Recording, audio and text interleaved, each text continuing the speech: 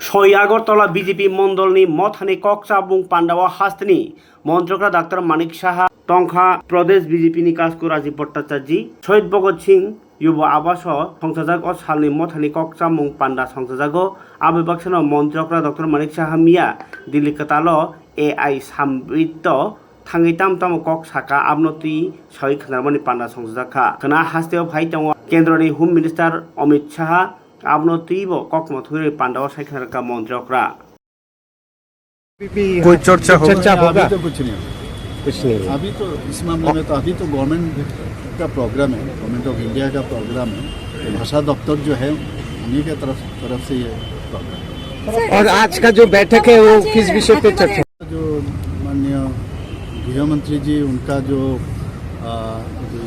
हिंदी को लेके हिंदी को कैसे आगे बढ़ाया जाए और साथ ही साथ जो लोकल लैंग्वेज है उसको भी कैसे आगे बढ़ाया जाए उसको लेके त्रिपुरा को चुना, अगरतला को चुना। उन्होंने कहा अगरतला में ये होना चाहिए ये जो असेंबली और पूरा नॉर्थ ईस्ट और ईस्ट से और इवन नॉर्थ से भी बहुत लोग यहाँ पर आए हैं। पूरा होटल जो है पूरा बुक, अभी रूम भी कम पड़ गया, तो इसको लेके हम लोग भी बैठे हुए तो आए हैं और उसमें अपना भाषण अपना जो स्पीच वो देंगे, हमको भी देना है हिंदी को लेके।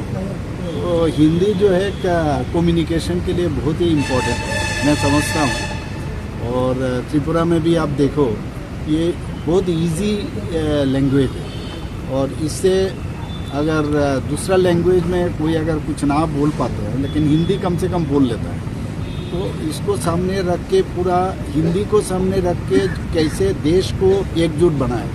हमारा देश विविधता से भरा हुआ है, तो सभी अपना अपना लैंग्वेज है, लेकिन एक जो भाषा है वो हिंदी।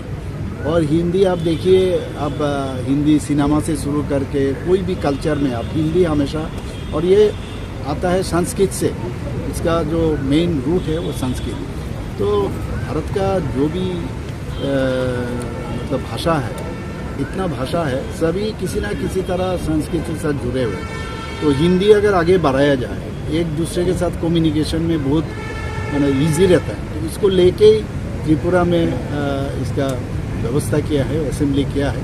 और मैं समझता हूँ केंद्रीय सरकार जैसे त्रिपुरा अगरतला को चुना है, मैं माननीय प्रधानमंत्री जी और माननीय गृहमंत्री जी को धन्यवाद। দেখা যাচ্ছে আজকে এমন একটা জায়গায় রাজেশ্বর দেববর্মা বলছেন ওনারা 25-এ নেমে এসছে, কি বলবেন? সিটের যে পুরোপুরি সংখ্যার দাবি ছিল এতদিন, এখন 25-এ নেমে এসছে। আমার জানা নেই কি বলেছেন উনি, দেখতে হবে, আমার না দেখে বলা যায় না। এর আগেও একবার আপনার সাংবাদিকরা একবার বলেছিলেন কারো ফটো দেখে, কিন্তু আসলে বাস্তবে এরকম না। তো এগুলো না দেখে হঠাৎ করে বলা আর একটু কিছু বলা, এটা আমার মনে হয় ঠিক হবে। আজকে সাংগঠনিক বৈঠক থেকে কি বার্তা দিতে চান?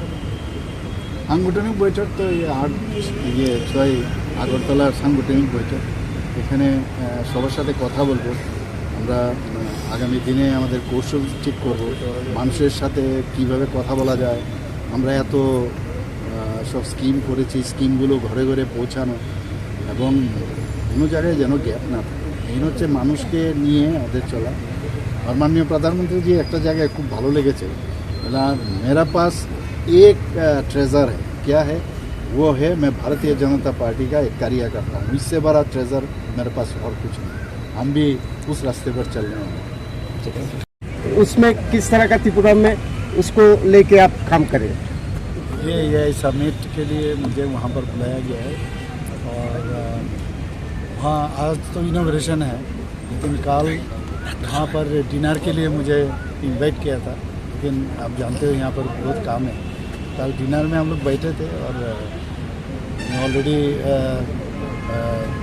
कुछ टेबल है, जिस टेबल में कौन कौन बैठेगा वो डिफाइन किया हुआ है। उसमें मेरे साथ बहुत विदेश के बहुत लोग थे जो एआई में काफ़ी ये लोग अपना अपना कंपनी खुले हैं, बहुत लोग आए थे।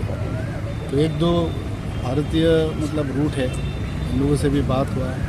मिनिस्टर सब थे, चीफ मिनिस्टर थे, कुछ सब नहीं थे लेकिन बहुत चीफ मिनिस्टर, हम लोगों से बात किया, बहुत अच्छा लगा जाने के बाद। और माननीय प्रधानमंत्री जी, आप न्यूज़पेपर में भी आप देख चुके होंगे, वो हमेशा एआई को लेके काफ़ी उत्सुक है और एआई को लेके आने वाले दिन सभी जो हमारा डिपार्टमेंट है उसमें एआई को कैसे उससे फ़ायदा लिया जाए, इस बजट में भी काफ़ी उसका उल्लेख किया है।